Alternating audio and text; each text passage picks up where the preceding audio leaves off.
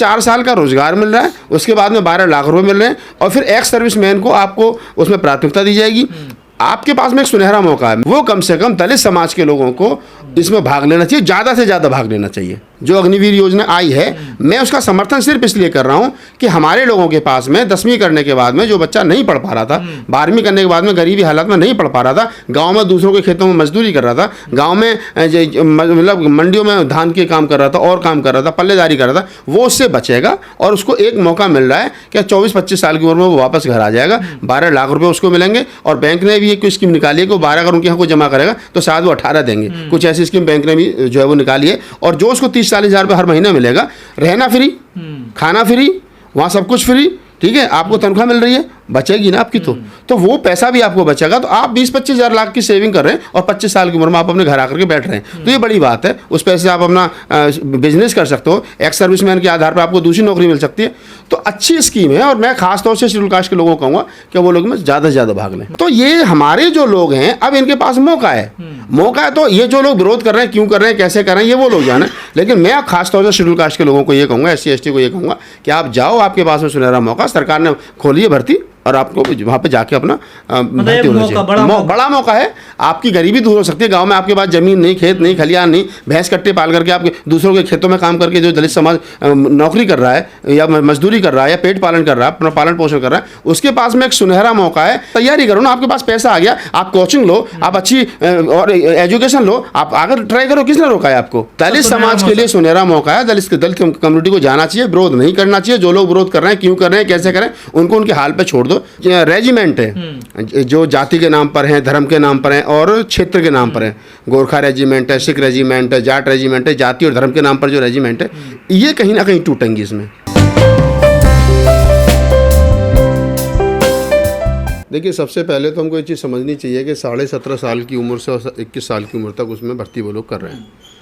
और मैं तो ये कहूँगा कि एक अच्छा मौका है SC ST OBC के पास में, और ख़ासतौर से दलित समाज के पास में, जो 10वीं करने के बाद 12वीं करने के बाद में मजदूरी कर रहे हैं, जो दूसरों के गांव देहात में खेतों में काम कर रहे हैं, उनके पास में एक मौका जाए और मतलब भर्ती की तैयारी करें। 4 साल का मौका, 21 साल 22 साल की उम्र में आप भर्ती होकर के, या 20 साल में 24 साल की उम्र में आप वापस आ जाओगे।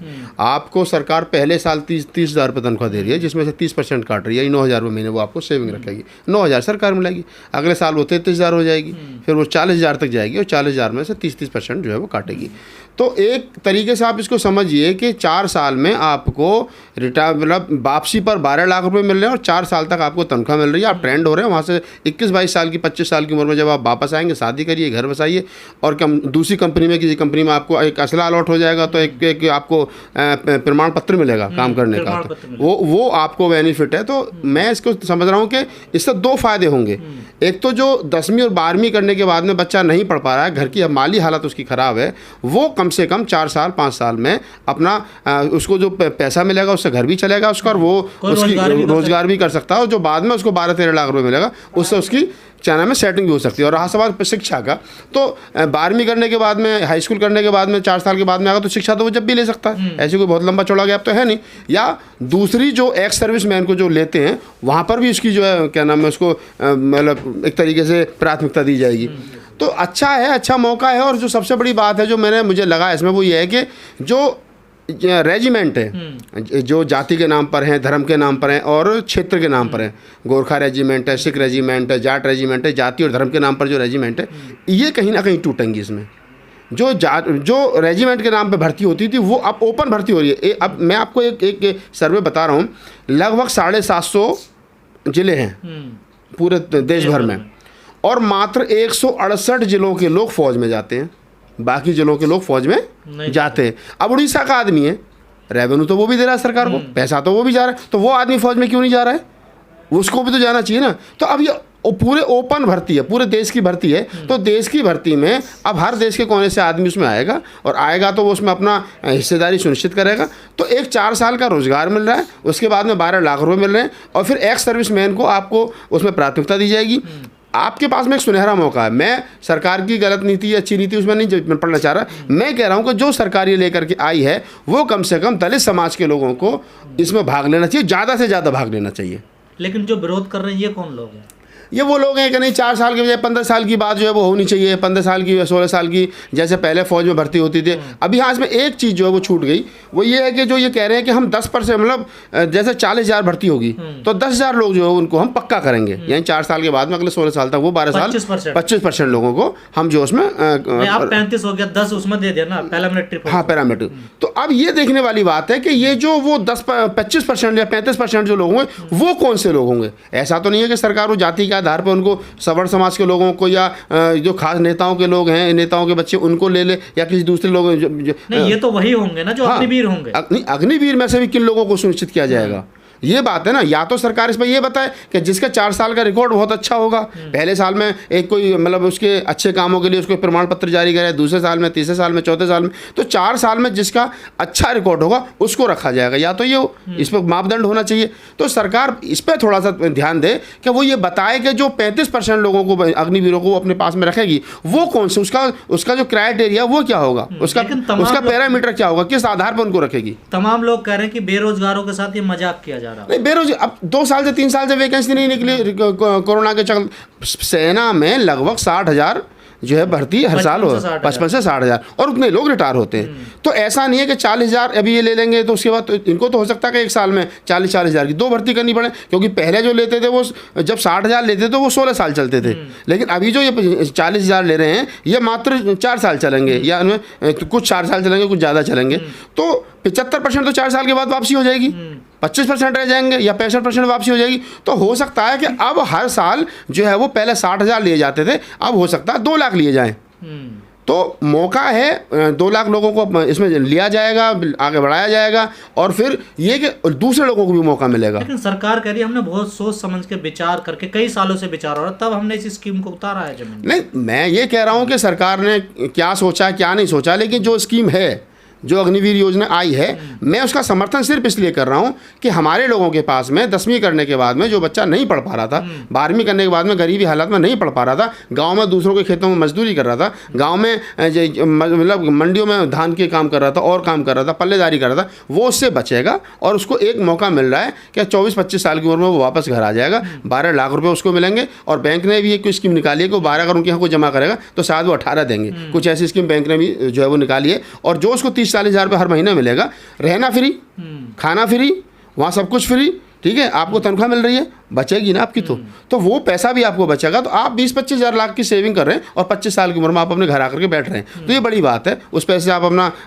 बिजनेस कर सकते हो, एक्स सर्विसमैन के आधार पर आपको दूसरी नौकरी मिल सकती है। तो अच्छी स्कीम है, और मैं खास तौर से शेड्यूल कास्ट के लोगों को कहूँगा कि वो लोग में ज़्यादा से ज़्यादा भाग लें। मतलब वो विरोध ना करें। नहीं विरोध, हमारे लोग, पहली बात तो दलित समाज के लोग जा ही कितने रहते फौज में, कितने जा रहे थे बताओ मुझे, उंगलियों पे गिन के बता दो किस गांव में कितने दलित फौजी हैं। 10 में से एक भी नहीं है भाई साहब। अगर आप 100 की बात करोगे तो 100 में 2, 4, 5 लोग मिलेंगे शेड्यूल कास्ट के, और वो भी पश्चिमी उत्तर प्रदेश में मिल जाएंगे, पूरब में तो वो भी नहीं है। तो ये हमारे जो लोग हैं अब इनके पास मौका है, तो ये जो लोग विरोध कर रहे हैं, क्यों कर रहे हैं, कैसे कर रहे हैं, ये वो लोग जाने। लेकिन मैं खास तौर से शेड्यूल कास्ट के लोगों को ये कहूँगा, SC ST को ये कहूँगा कि आप जाओ, आपके पास में सुनहरा मौका, सरकार ने खोली है भर्ती, और आपको वहाँ पे जाके अपना भर्ती होना चाहिए। बड़ा मौका है, आपकी गरीबी दूर हो सकती है। गांव में आपके पास ज़मीन नहीं, खेत नहीं, खलियान नहीं, भैंस कट्टे पाल करके आप दूसरों के खेतों में काम करके जो दलित समाज नौकरी कर रहा है या मजदूरी कर रहा है या पेट पालन कर रहा है, अपना पालन पोषण कर रहा है, उसके पास में एक सुनहरा मौका है कि एक फौजी का सम्मान होता है, पूरा देश भ्रमण करने का आपको मौका मिलेगा, देश दुनिया को समझने का मौका मिलेगा, आपको रहना खाना फ्री, और फिर इक्वलिटी जो है वो तीनों सेनाओं में तीनों सेनाओं में मौका मिलेगा। और जो सबसे बड़ी बात है कि सेना में इक्वलिटी है, आप खाना मिलेगा तो ऐसा नहीं कि ब्राह्मण के टेबल अगर ठाकुर की टेबल अगर शूद्र की जातिवाद, वहाँ पर जातियाँ टूटती है। सेना में कोई भी आदमी हो, वहाँ रैंक होती है, रैंक के आधार पर खाना सबको मिलता है। तो अच्छा मौका है, जाना चाहिए और भर्ती होना चाहिए। और मैं दलित समाज के लोगों से खासतौर से करूँ, आप जाओ, आप विरोध मत करो। जो लोग विरोध कर रहे हैं, क्यों कर रहे हैं, कैसे कर रहे हैं, उन्हें छोड़ो, लेकिन आप लोगों के पास में सुनहरा मौका है, आप जाइए और जाकर के अपनी भर्ती को सुनिश्चित करिए। कई लोग कह रहे हैं कि ये अग्निवीर जब 4 साल में वापस आएंगे, इन्हें हथियार चलाने का एक्सपीरियंस होगा, ये कहीं अपराधी ना बन जाए। नहीं, अब ये तो अपराधी बनेंगे तो बस सरकार क्या कर रही है, कानून है, कोर्ट है, कचहरी है, थाना है, ये क्या काम करेंगे। जब आदमी आप ये आप नेगेटिव क्यों सोच रहे हो, आप ये क्यों नहीं सोच रहे कि वो 4 साल देश की सेवा करके आएगा तो उसके अंदर देश के प्यार करने का जुनून होगा, आप ऐसा क्यों नहीं सोच रहे हो। आप अग्निवीर को क्यों बदनाम कर रहे हो, क्या वो अपराधी बनेगा। जो आदमी 4 साल देश की सेवा करके आया है, जो देश की सेवा करके आता है, क्या वो अपराधी बनेगा? एक गलत भ्रांति फैलाई जा रही है। ये देखिए, मैं क्या करूँ कि अपराधी तो कोई भी हो सकता है, अपराधी पुलिस वाला भी हो सकता है, अपराधी वकील भी हो सकता है, अपराधी जज भी हो सकता है। अपराधी होने का मतलब ये नहीं है कि वो उसका पैसे से उसका कोई लेना देना है। अपराधी तो पुजारी भी हो। जो पुजारी मंदिर में 6 साल की बच्ची का बलात्कार कर रहा है, आप मुझे बताइए क्या उसका पैसा उसके लिए रोकता है? आदमी है, जो शरीर है उसकी, वो अपराधी बनाती है। जो शरीर है आदमी का, जो अग्निवीर हो गया, XYZ कोई भी हो गया, तो इस तरीके से नहीं फैलाना मान लीजिए 18 साल की एज में वो अग्निवीर बन जाता, 22 में वो रिटायर हो जाता, तो फिर तो उसे पुलिस में भी मार सकता। अरे 35 साल की उम्र तक शेड्यूल कास्ट के 32 साल की उम्र तक जा रहे हैं। आप 6 साल तैयारी करो ना, आपके पास पैसा आ गया, आप कोचिंग लो, आप अच्छी और एजुकेशन लो, आप आगे ट्राई करो। किसने रोका है आपको?